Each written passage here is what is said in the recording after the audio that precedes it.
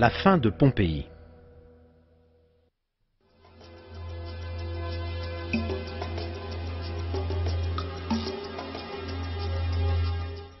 Le mont Vésuve est un symbole de l'Italie et surtout de la ville de Naples.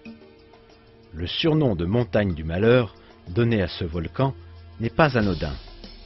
Une ville érigée sur ses pentes connut un sort similaire à celui qui frappa la ville de Sodome. Pompéi fut détruite à cause de sa rébellion contre Dieu et de ses perversions. Ces images donnent un aperçu de ce que fut autrefois la rue la plus vivante de Pompéi.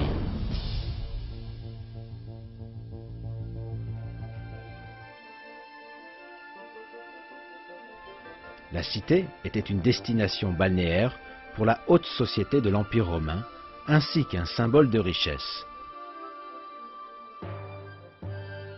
L'architecture des maisons était surprenante. La population de Pompéi était très riche. Or, au lieu de remercier Dieu pour cette opulence,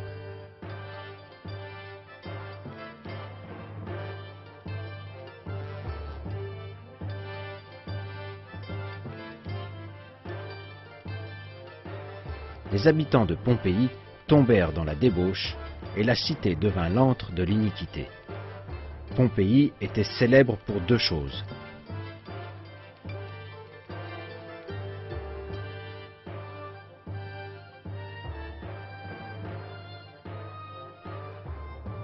D'une part, pour les combats de gladiateurs organisés dans des arènes immenses pour le seul divertissement des riches. La seule règle régissant ce spectacle sauvage était de se battre jusqu'à la mort.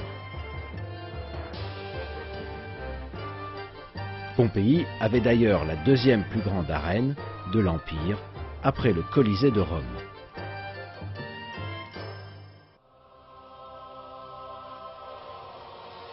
Au tout début du christianisme, dans cette arène fut orchestrée la mort d'innombrables personnes à cause de leur foi en Dieu. Cette sauvagerie sans nom devint la forme de divertissement couru par les habitants de Pompéi, désertés de toute conscience.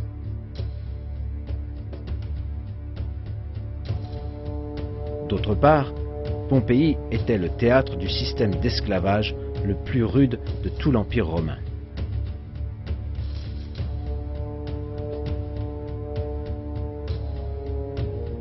Seule la mort pouvait redresser un esclave désobéissant.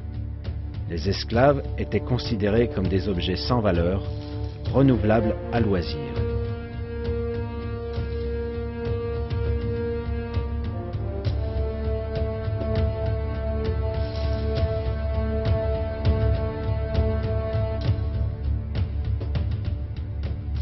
L'oppression soumise aux esclaves par les notables de Pompéi était d'une autre nature.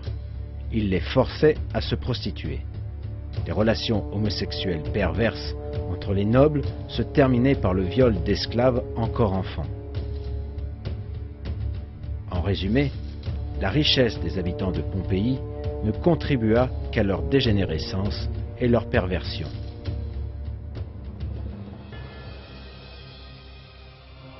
Ils ne s'attendaient pas à ce qui allait se produire.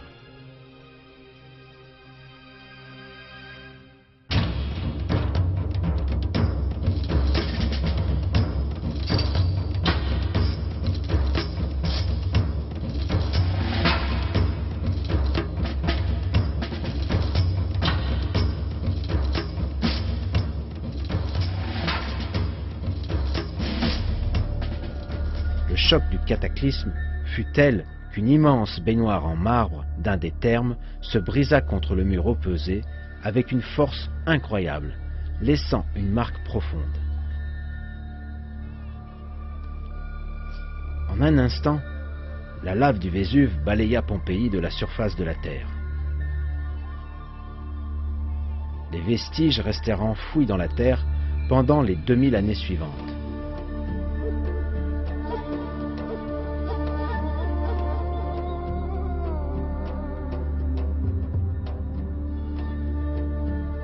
Au cours du premier quart du XXe siècle, les archéologues commencèrent à découvrir, sous des tonnes de roches volcaniques, les vestiges enterrés d'un épisode de l'histoire entièrement préservé depuis 2000 ans.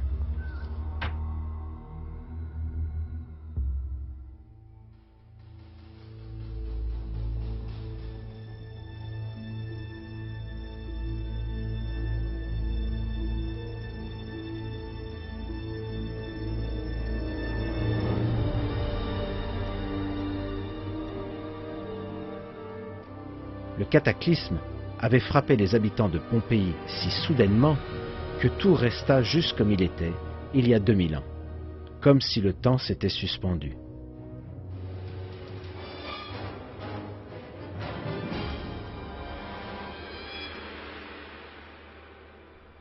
En dépit de la terrible éruption du Vésuve, personne ne prit la fuite, tout se figea dans la pierre. Les visages, et parfois même les dents de certains corps, restèrent tout à fait intacts.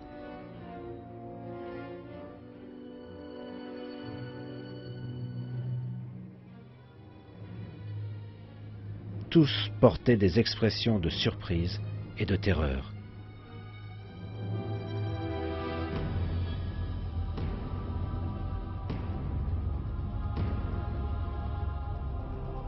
Une famille fut pétrifiée en plein repas.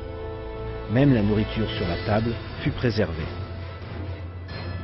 Cette tragédie est troublante, car on se demande comment des milliers de personnes attendirent la mort sans rien voir ni entendre. L'ampleur de la catastrophe de Pompéi concorde étroitement avec la destruction relatée dans le Coran. Le Coran souligne la nature instantanée des conséquences d'une destruction.